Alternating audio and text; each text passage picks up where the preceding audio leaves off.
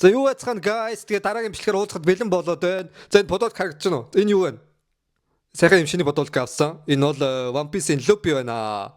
G5. За өнөөдөр тоглосон тааханд One Piece-ийн талаар бол ярихгүй. Өнөөдөр бол хүссэн хүлээсэн Mbappé-гийн талаар ярих болно. Тэгээ Mbappé-гийн талаар ярихын өмнө та бүхэн юу ихэ мэдж байгаа те. Лайк дараад бас subscribe хийгээд өгөөрэй.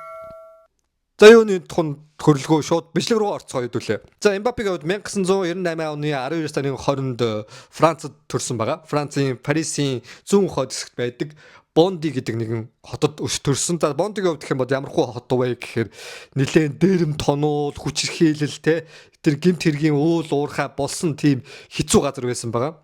Тэгээ Бондид өсөд төрөөд аавынх нь хувьд гэх юм бол тэр нутгийнх нь нэгэн хөлбөмбөгийн клубын дасгалжуулагч хийдэг. Ээжийнх нь хувьд гэх юм бол гар бөмбөгөөр хичээлдэг бас мэрэгжлийн тоглогч байсан байгаа. За тэгээд Мбаппегийн хувьд гэх юм бол яг гэр бүл нь тийм хөлбөмбөг спорттой холбоотой гэр бүлд өс төрсөн. Хүргээ ахыхын хувьд гэсэн бас мэрэгжлийн хөлбөмбөгийн тоглогч байсан. Тэгээ энэ мэдчлэн мань хүний хувьд эргэн тойрныхон дандаа юм одоо мэрэгжлийн тоглогч нар тэгээ хөлбөмбөгийнхэн те ийм байсан байгаа. Гэхдээ Мбаппегийн хамгийн их шүтдэг бүлэм хүч юм байсан бэ гэхээр Криштиану Роналдо байсан байгаа. Роналдогийн зургийг бүр одоо гэрээрээ дүүргэцсэн заяа. Тухайн үед нэг 5 давхар байранд амьдардаг байсан байгаа. Тэр гэрээрээ бүр ингээд дүүргээд Криштиану Роналдог өдөр болгон хардаг. Дээрээс нь 24 цаг хөлбөмбөгийн талаар боддог байсан гэж байна. Тим гайхалтай амьдралд өсөж төрсөн байна. За мэдээж яг тэр 5 давхар амьдардаг байсан байрных нь хажуу талд нь болохоор аавынх нь дасгалжуулдаг байсан хөлбөмбөгийн клуб байдаг байсан болохоор мэдээж яг тэр клубд явах нь тодорхой. Аавынхаа дасгалжуулдаг хөлбөмбөгийн клубд яваад аав нь амар хатуу заяа. Амар хатуу. Мбаппе гол хийж чадахгүй ч юм уу те голын өмнө газар ирээд гол алдах ч юм уу те аль эсвэл одоо юу гэдгийг яг нэг өөрийнх нь тоглолдог талаар нь биш буруу талаар нь тоглуулж хүүгээс сургадаг байсан байгаа байхгүй гол алдах тоолонд нь чи юу бодоод байгаа энэ зүгээр тоглоом биш энэ бол дайн ойлгож байна уу энэ тоглолтоор дамжуулт бидний миний одоо олж байгаа мөнгө бүх юм одоо амьдралын амжиргаа бүр ингэж зарцуулагдаж байгаа чи юу ойлгож байна уу гэд аав нилээн Мбаппе тухайд хатуу заадаг байсан байгаа. Тэр нь бас одоогийн энэ гайхалтай Мбаппег төрүүлэх гол түлхүүр юм болсон болов гэж бол миний хувьд бас бодож байна. За тэгээд хэдүүлээ бас дараагийн үргэлжлэл рүү орцгоё. За Мбаппегийн хувьд аавынхаа тэр клуб тоглодог байж байгаа. Тэрний дараа болохоор 12 наснда алдарт Францын Терри Анригийн тоглодог байсан бас нэг клубд ороод хичээлдэг байсан байгаа. За тэгэж явж байгаад мань хүний хувьд гэх юм бол 2013 онд AS Монакод ерөнхийдөө сонгогдоод явсан байгаа. Монакод сонгогдож явсансэндээ тухайн үед одоо тоглоогүй байж байгаад бэлтгэл хийж байж байгаад 2015 оны 12 сарын 2-нд дебют тоглолтоо анх удаагийн тоглолтоо хийсэн. За дебют тоглолтоо хийсэн гэсэндээ тухайн яг цаг дуусчихсан. Цаг дуусчихсан үед дасгалжуулагч нь оруулаад гол хийсэн юм бол байхгүй. Нэг тэгж одоо амжилт үзүүлсэн юм бол байхгүй. Гэхдээ яг тухайн үед яг дебют хийгээд тоглосон ч дөнгөж одоо 16 наснда Терри Анригийн тэр одоо рекордыг бас эвдчихэл байгаа юм л та. Хамгийн одоо залуу тоглогч гэдэг утгаараа. За тэгээд 2016 оны 2 сарын 20-нд анхны гол оруулсан. За энэ ингээд дахиад Терри Анригийн тэр рекордыг эвдсэн. Гайхалтай. Анхны гол оруулсан. 17 настай шүү дээ. За тэгээ Монакод яг тэрний дараагаар ингээд албан ёсоор гэрээ байгуулад тэгээ 2016-аас 2017 онд нэг баг Мбаппегийн ерөнхийдөө сэргэлт Японы хэлэнд Какусе гэж нэрлэдэг байхгүй Какусе сэргэн мандалт энэ бүр 2016-аас 17 онд Мбаппе өөрийнхөө авьяасыг гайхуулсан жил болж эхэлсэн байгаа. За 2017 оны 2 сарын 11-нд болохоор hat-trick гэдэг нэртлээ шагналыг авсан. Энэ болохоор нэг гол нэг одоо тоглолтод дараалаад 3 гол оруулахыг hat-trick гэж нэрлэдэг. За эргэн тойрных нь юу гэж үзсэн бэ гэхээр гайхамшигтай шин суперстар суперод гарч ирлээ гэж үзсэн. Тэгээд Мбаппегийн хувьд сүүлд нь яг тоглолтын дараа ярьслага өгсөн юм байлээ. Ярьслага өгсөн чинь гайхалтай ярьслага өгөөд за шинэ мангас төрлөө гэсэн. Наа мангас энэ гэж битгий дуудаа. Би бол мангас биш. Жинхэнэ мангас бол Криштиану Роналдо, Месси, Неймар энэ гурав бол жинхэнэ мангас гэж хэлэхэд зохистой хүмүүс.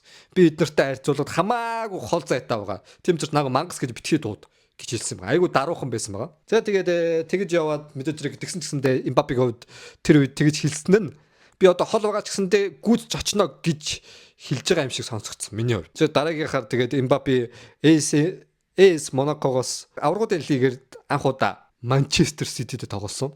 За Манчестер Ситид бүр гол хийсэн байгаа Эмбапегийн хувьд. Гэсэн ч гэсэн хамсалтай Манчестер Ситидтэй тоглоод тухайн тоглолтын дээр бол хожигдсон. Гэхдээ одоо тэр аврагуудын лигд бас нэлээд Эмбапегийн оролцоотойгоор нэлээд амжилт үзүүлж явсан. Тэгээд тухайн үед яг аврагуудын лигийг бас тэгсгээд өндөрлсөн байгаа АС Монакогийн хувьд. За тэрний дараа 2017 оны 8 сарын 31-нд Эмбапе Парис Сан-Жерман руу явах, Паригийн Сан-Жерман руу явах хан бүр ингээд шийдэгдсэн. Тэгээ Сан-Жерман руу яваад дөнгөж 19 наснда лигийн 40 гоолтой тоглож байсан. 19 наснда 40 гол. Бодоод үзтээ гайхалтай нийт гол 40 гол. Тэгээ 20 наснда 50 голын амжилтыг хийсэн. Тэгээ 2008-аас 2019, 2020, 2021 оны энэ жилүүдэд болохоор хамгийн олон гоолтой хамгийн олон гоолтой тоглогчоор шалгарсан. За ингээд зүгээр одоо юу гэдэг энэ лигээр Парис Сан-Жерменгийн амжилтаар ингээд тогтоогүй. 2018 онд хамгийн залуу дэлхийн аврагт орсон тоглогч боош таарсан Эмбапе. Одоо төслийн аврагт зүгээр тоглосон тоглолтоосоо эхлүүлээд гол хийгээл өстой эхэлсэн. Хүмүүс гайхал тийм шин суперстар гарч ирэхэд хүмүүс гайхсан юм нь бол Эмбапе тухайд тэгж итгэлээ амар найдаагүй байсан ч гэсэндээ Эмбапе дэлхийн аврагаар бүр ингээд тоглолтуудыг өөрчилсөн. За тэгээ 2018 онд тэр гайхалтай ах нарыг Криштиано Роналдо, Месси гэдэг ч юм уу те энэ гайхалтай ах нарын амжилтыг эвдээд 2018 онд дэлхийн авраг болсон баг. Дөнгөж залуухан энэ насандаа 19 настай юм уу? Тий 19 хэдэн настай байсан? Тий дэлхийн авраг болсон байгаа байхгүй. 19 наснда 2018 онд дэлхийн авраг болсон. За энэ болохоор алдарт хөлбөмбөгийн бурхан гэж нэрлэдэг Пелегийн амжилттай энэ зэрэгцсэн байна. Гайхамшигтай. Тэгээ дэлхийн авраг болсноос гадна болохоор Best Young Player гэдэг нэртэй FIFA World Cup Best Young Player гэдэг шагналыг бас хүртсэн байгаа. Бодоод үзтээ бүр өдийг хүртэл Криштиано Роналдо Европын авраг болох гэж нэлээд зовжиж Европын авраг болсон. Месси ах нь бас нэлээд зовжиж 2022 онд дэлхийн авраг болсон ч гэдэг юм уу те. Тэгтэл 19 наснда дэлхийн авраг болцсон. Супер авьяаста. Үнэхээр гайхамшигтай. Тэгээ энэ Эмбапегийн авьяасыг гол нууц нь болохоор хөлбөмбөгийнх нь тухайн хамгийн хурдан тоглогч нэрлэгдээд байгаа юм билэ. Хамгийн хурдан тоглогч. Яг жихнээсээ гүйх юм бол яг нэг талбай дээр гүйх юм бол 36 км хүртэл хурдладаг. Бараг машин моцикл маш тий. Гэтэ ганц хурдан гол биш. Тэр хуурал. Тэгээ тухайн үед одоо яг тийм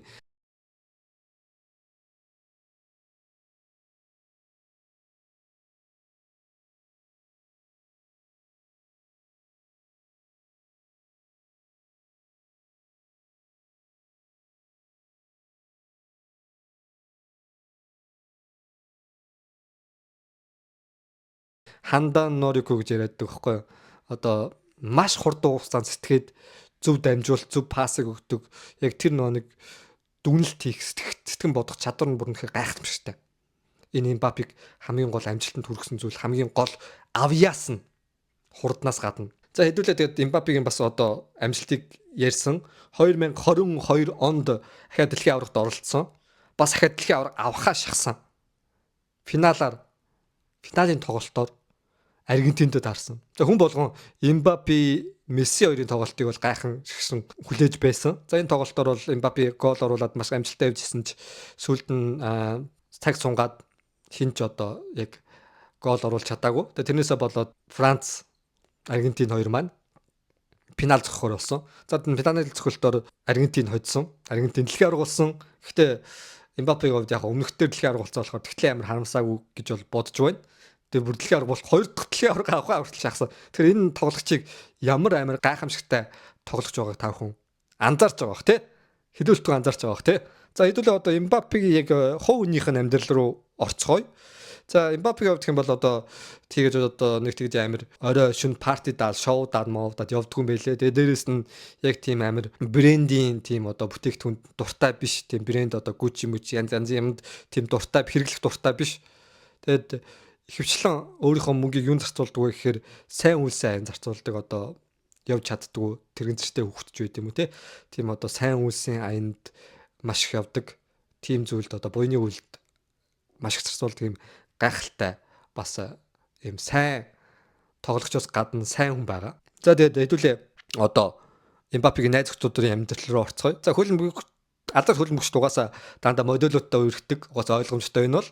За хамгийн 2018 онд болохоор Алиша Айлис гэдэг нэртэй бас нэг Францын нэг модель бүсгүйтэй үргэлдэг байсан байгаа. Тэрний дараа болохоор Энис Рам Стела гэдэг нэртэй бас нэг модель бүсгүйтэй 2022 онд үргэлээд. Тэгээд одоо сүүлд болохоор Роз Бертрам гэдэг нэртэй бас нэг царайлаг модель эмэгтэйтэй одоо үргэж байгаа юм билэ. Тэгээ 2024 онд салхан гэж сонсогдсон уу? Сайн мэдэхгүй байна. За хүмүүс мэдчихвэл доор коммент секцэд үлдээгээрэй. За тэгээ хэдүүлээ өнөөдөр Эмбапегийн талаар ярьлаа. Гайхамшигтай энэ тоглогч одоо Реал Мадрид руу явах нь тодорхой болсон байгаа юм байлээ. За өөр миний бас яриаг үлдсэн зүйл байвал та бүхэн доор коммент секцэд үлдээж болно. Цаашаа бас доор коммент секцэд хүссэн мэдээлэлээ үлдээж болно шүү заяа. Хамаагүй. Тэгээд эбин тэгээ дараа нь хөлбөмбөгийн тоглогчдын талаар тэгэхээр би яг кинонд амар тоглох киноны тоглогчдын киноны одоо жүжигчдийн талаар цаашдаа бас яриад явах болно. Тэгээд хажуугаар нь хөлбөмбөгийн алдартай та эдийн одоо коммент дээр бичсэн тоглогчдын талаар бас намтрын яриад явъя гэж бодож байгаа. Гэхдээ намайг яриулахын тулд та бүхэн юу хийх ёстой вэ гэхээр лайк дараад subscribe хийгээд өгөөрэй. Энэ бичлэг хийхэд бас нэлээд цаг зарцуулж байгаа, бас нэлээд хүч хөдөлмөр зарцуулж байгаа, судалж байгаа тийм ээ. Тодорхой хэмжээнд та бүхэн бас дэмжилтээ хийгээд өгөөрэй. Эбигээ бас дэмжиж өгөөрэй. Subscribe дараагүй одоо 60-аас дээш 70% нь subscribe дараагүй гэдэм билээ миний бичлэг үзэж байгаа. Subscribe дараарай. За энэ бол жок байлаа. Хүсвэл subscribe дараарай. Дараагийн бичлэгээр уулзлаа. Түр баяр та.